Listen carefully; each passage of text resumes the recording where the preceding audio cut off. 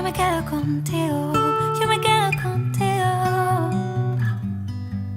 Donde sea que estemos, tú y yo bien. Alde batetik pizkat urduri, baina gogo askokin nahi do ja ailegatzia 26 eta gogo askokin nau. Txikitatikan egon naiz musikarekin, bai koro gaztean, bai talde batzuetan, eta hori gero ja pizkanaka hasi naiz ja nire proiektua sortzen. Beti izan ditut abestiak hor kuaderno batean, baina ointxeia izan da pizkata ausardia eta aurrera jutia nire proiektuakin, eta ea jendeak nola hartzen duen nire abestiak azkenean da niretzat da oso berezia. Argi neukan nire proiektua oso pertsonala izango zela eta azkenean nire estiloa horrelakoa da. Bai nire ahotsa, bai nire gustatzen zaizkidan abestiak horrelakoak dira eta gainera niretzat azkenean da pizkat bai idaztea inguruan ditudan gauzak, gertatzen zaizkidan gauzak edo nire pentsamenduak pizkat No sé cómo explicar,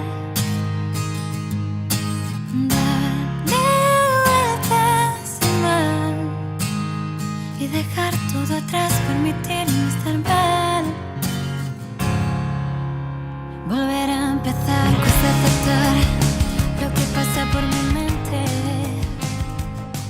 Ni nire etxean edo zein tokitan idazten dut, eta ointxe hasi naiz gitarrako klaseak emoten, horrek bebai asko laguntzen nau, musika edo melodia ateratzen, eta hori. Beti egon naiz koliseoan bai abesten edo dantzatzen txikitatik. Orduan, nire lehengo kontzertua horrelakoa izan da, eta koliseoan izan da niretzat oso berezia da.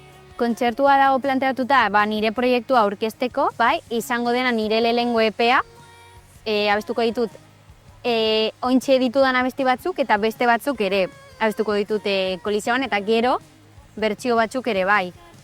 Izan da momentuko gauza bat, berez ez dira nire banda, musikariak dira, eta onartu dute edo esan dute proiektua gustatzen zaigu, eta zurekin joko dugu, baina hau da izan da pizkat puntuala, baina gero ikusiko dugu ea nola jarraitzen duen, baina momentuz kontzertu honetarako etorriko dira.